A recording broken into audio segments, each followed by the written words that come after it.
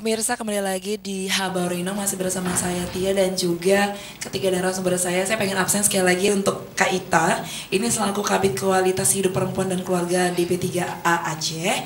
Ada Kak Novia Liza, staf Laura Aceh dan juga Koordinator Aksi Women March 2020 serta Kak Azharul Husna. Emang agak sulit sih ya, sulit. Kak Nana dari staf Kontras Aceh. Sebelum tadi menjawab tentang data ya, perempuan ini berada di garis marginal begitu ya. Sebelumnya saya pengen tahu dulu nih di Kontrasnya sendiri selaku staff ini perannya seperti apa sih Kak Nana? Kalau saya di Kontras Aceh kebetulan jadi staff kampanye ya, campaign. Jadi ngapain aja? Media sosial ya biasa, kemudian menyiapkan diskusi-diskusi kecil gitu. Jadi memang mengkampanyekan lah. Jadi kerjanya ini memang asik sekali karena memang sesuai dengan harapan dan juga passion dari Kak Nana sendiri. Saya suka, saya suka megang media, Nah, anak muda. Kak Nana ketika menjawab segelintir ataupun banyak pertanyaan seputar pelecehan kekerasan terhadap perempuan, apakah juga harus menjadi korban dulu untuk merasakan dan juga menjawab pertanyaan-pertanyaan dari audiens misalkan Kak Nana? Sebenarnya jangan tunggu jadi korban. Amit-amit. Iya, jangan tunggu jadi korban gitu. Sejatinya sebagai daerah syariat Islam gitu ya, yang memuliakan perempuan, melindungi perempuan, kita agak sedih ketika tahu misalnya ada kasus-kasus kekerasan terhadap perempuan gitu. Misalnya di dalam catatan tahunan LBH Apik misalnya, gitu, yang kami dapat tahun 2019 itu ada 123 kasus 2019 kemarin. Mereka launch bulan Februari kalau nggak salah itu ada 123 kasus. Itu hanya untuk 3 kabupaten ya. Jadi Apik bekerja di 3 setahu. Jadi ada Bener Meriah, Aceh Utara dan Lok Sumawe. Itu 123 dan itu banyak. Sementara data dari P2, TP2A, Pusat Pelayanan Terpadu Perlindungan Perempuan dan Anak itu ada sekira 800-an ya atau 900-an, saya lupa. 800 ya, 871 gitu kalau nggak salah. Jadi memang itu tinggi dan itu adalah realitas yang harus kita baca karena data. Oke, kalau misalnya kita mau lihat, LBH Apik non pemerintah lah, pemerintah sendiri juga mengiyakan bahwa ada di Aceh kasus yang sedemikian. Kalau jangankan manusia ya, perempuan itu kan manusia. Sorry, bentar karena tadi kan menyebutkan Aceh. Apakah juga kita harus mengkerucutkan ini daerah-daerah tertentu dengan tingkat kekerasan yang tinggi, atau kita ya udah pokok rata aja begitu? Termasuk ya beberapa kabupaten yang tinggi itu misalnya Aceh Utara, Bener Meriah, itu yang termasuk tinggi. Karena tadi kita bicara data P2 TP2A Aceh, artinya dia tersebar. Tapi mungkin nanti bisa lebih dalam di P2 TP2-nya. Tapi data itu adalah sebuah fakta yang harus kita lihat baik-baik, kan katanya bahkan satu kejadian pun adalah tragedi. Ya, mestinya tidak ada yang begitu ya. Jangankan kita sebagai manusia, misalnya hewan aja pun gitu ya, yang barangkali kita pelihara di rumah itu nggak akan kita pukul, nggak akan kita jerat, nggak akan kita lukai dia, kan begitu. Ini manusia ya, yang mestinya hidup dengan bermartabat. Nah itu agak disesali sebenarnya. Mungkin konon lagi Islam ya, yang katanya sangat memuliakan perempuan. Betul. Ditambahkan sedikit menambahkan gitu tentang data kekerasan terhadap perempuan di Aceh yang angkanya itu sangat miris. Saya teringat tahun 2017 kebetulan saya di sana itu ada 1007 di P2 TP2A provinsi Ibu. Hari itu ada tahun itu ada sekitar 1.700-an kasus di Aceh untuk perempuan dan anak, kekerasan terhadap perempuan dan anak. Dan itu cukup beragam kekerasannya, itu ada yang KDRT, ada kekerasan seksual dan lain-lainnya. Dan di tahun depannya lagi angkanya juga 800-an. Yang terbaru saya kebetulan kurang update gitu. Dan itu angka yang tersebar dari seluruh Aceh. Nah, berbicara data, saya yakin di lapangan jumlahnya itu sebenarnya jauh lebih besar. Tapi banyak yang tidak melapor. Iya benar, karena berbagai hal dan juga apa ya istilahnya sosialisasi P2 yang belum begitu kuat di lapangan. Kemudian juga ada masih penglabelan orang-orang terhadap korban.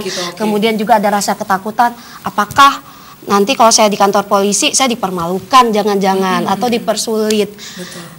Padahal belum tentu, sekarang udah cukup baik ya Bu ya, sudah sangat baik. Tapi ketakutan itu masih ada. Nanti ketakutan itu jadi aib keluarga. Betul. Jadi makanya kita bilang data itu seperti fenomena gunung es gitu. Itu hanya yang tampak aja. 1.000, 1.700, 800 kasus itu cuma data yang secuil aja yang kelihatan. Di bawah di lapangan kita masih punya banyak persoalan terkait dengan kekerasan perempuan dan persoalan lainnya. Baik, Kaita, sekarang tanggapannya. Tadi kan mengatakan bahwasanya ada kendala-kendala, apalagi dari pihak korban yang tidak melapor banyak kasus dengan alasan aib keluarga, kemudian stigma masyarakat terhadap korbannya. Penglabelan. Iya benar. Nah sebenarnya masalah selalu ada karena juga tingkat datanya juga semakin meningkat di tahun 2020 ini. Nah, permasalahannya yang menyebabkan seperti itu apakah dari segi ekonomi atau memang dari segi ya ini kan kalau dari Kaita kualitas hidup nih. Cerita dong gimana tanggapannya? Jadi kalau menanggapi apa yang disampaikan tadi, kalau terkait dengan kekerasan sebenarnya itu tidak hanya terjadi di Aceh, ya. Jadi mungkin kalau kita lihat di Indonesia, hampir semua daerah juga memiliki angka kekerasan yang cenderung lebih tinggi, ya kan? Nah, kita mengatakan lebih tinggi atau lebih rendah juga itu juga bergantung pada komposisi jumlah penduduk, ya kan? Nah, kemudian saya pikir selama ini untuk kasus-kasus yang yang ditangani oleh P2T P2A itu memang kasus-kasus yang sifatnya rujukan dari kabupaten kota kalau untuk yang tingkat provinsi. Dan benar tadi data yang disampaikan itu adalah data-data yang itu ada yang dilakukan penanganannya oleh kabupaten kota, ada yang dilakukan oleh provinsi, yang semuanya datanya nanti akan terakumulasi di provinsi menjadi data Aceh ya. Benar seperti yang disampaikan bahwa mungkin di lapangan kondisi itu jauh lebih banyak dibandingkan data-data yang ada. Kenapa? Karena memang kita tidak bisa memastikan bahwa semua kasus itu semuanya terlapor. Kan kita hanya mencatat data yang terlapor saja. Yang tidak terlapor kan kita tidak tahu. Nah, banyak faktor saya pikir yang menjadi penyebab kenapa kemudian ini tidak melapor ya. Banyak pertimbangan. Persoalan perempuan ataupun kekerasan dalam rumah tangga ini sangat komplit sekali. Misal ketika dia melapor mungkin nanti harus diproses, kemudian ada di pengadilan. Nggak jarang juga kita temukan ternyata nanti ketika memang harus pada proses perceraian misalnya, itu perempuan kadang-kadang nanti setelah bisa dimediasi bisa baik kembali dengan pertimbangan, banyak pertimbangan sehingga kalau kita katakan tadi disampaikan bahwa persoalan kekerasan itu tinggi, memang kita bisa mengatakan tinggi tidaknya itu harus kita bandingkan juga dengan jumlah penduduk, ya kan? Nah, memang kalau cenderung kalau kita lihat rate per tahunnya, justru kalau nggak salah saya itu sekarang rate-nya yang melapor itu menurun kalau nggak salah dibandingkan tahun lalu ya 2000 berapa itu sampai 1000-an, kemudian yang data terakhir itu hanya 900-an 900-an, jadi cenderung menurun dan ini perlu kajian juga kenapa menurun, apakah memang menurun kasusnya ataukah menurun orang yang melapor. Nah ini masih harus kita kaji lagi. Saya belum bisa memastikan bahwa oh ini penurunan grafik yang melapor pasti kasus kekerasannya menurun, saya belum bisa memastikan itu karena belum ada kajiannya. Baik, kita kembali lagi ke International Women's Day. Kak Novi, kemarin ini kan kakak sebagai koordinatornya nih, persiapannya ini butuh berapa hari sih kalau untuk memperingati di Belang Pandang kemarin ya? Kemarin ya, untuk acara kemarin kita persiapannya terbilang singkat, itu sekitar 4 hari. Tapi kebetulan karena semangat kita yang besar, kemudian semangat kolaboratif antar lembaga perempuan di Aceh dan juga komunitas anak-anak muda yang luar biasa semangat. Nah, 4 hari ini melibatkan berapa banyak relawan? Relawan sebutannya atau gimana nih? Pekerja? Relawan. Ada sekitar 20-an. Namun di hari H kita ada sekitar puluhan, hampir 100-an gitu. Relawan? Datang. Ada yang datang di hari H. Kemudian ada juga yang menariknya tertarik ketika melihat proses apa sih namanya kampanye kita. Jadi kan kita selain mengangkat apa sih namanya alat kampanye berisikan tuntutan-tuntutan gitu kan, kita juga berhenti di tempat keramaian, menjelaskan apa yang kita lakukan gitu, dan juga mengedukasi apa sih namanya masyarakat jelas mengenai apa yang kita kerjakan dan tentang hak-hak perempuan. Dari sebanyak itu tuntutan yang memang diminta oleh para perempuan, yang paling banyak ini tuntutan apa dan alasannya? Kebetulan kemarin cukup beragam. Tapi secara umum ya saya lihat banyak tuntutan tentang terkait dengan kasus kekerasan seksual di Aceh karena sangat tinggi. Kemudian pernikahan anak. Ya, masih ya? Ya, pernikahan anak masih banyak kasus di Aceh.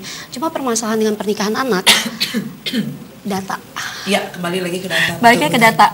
Karena kan kebanyakan, walaupun sekarang kita mengapresiasi ya pemerintah yang sudah meningkatkan batas umur ya Bu ya, 19 tahun. Yeah. Tapi kan pada prakteknya banyak pernikahan anak itu ujung-ujungnya lari ke pernikahan siri gitu, nggak terdaftar di KUA. Jadi agak sulit sih untuk data resminya gitu. Tapi di lapangan kita mendapatkan banyak. Nah, memang sangat disayangkan sekali kalau untuk di zaman modern sekarang masih ada pernikahan anak ya, gitu benar. Ya, yang masih ini dilakukan. Ini sepertinya memang sangat merugikan sekali dari pihak si perempuannya sendiri.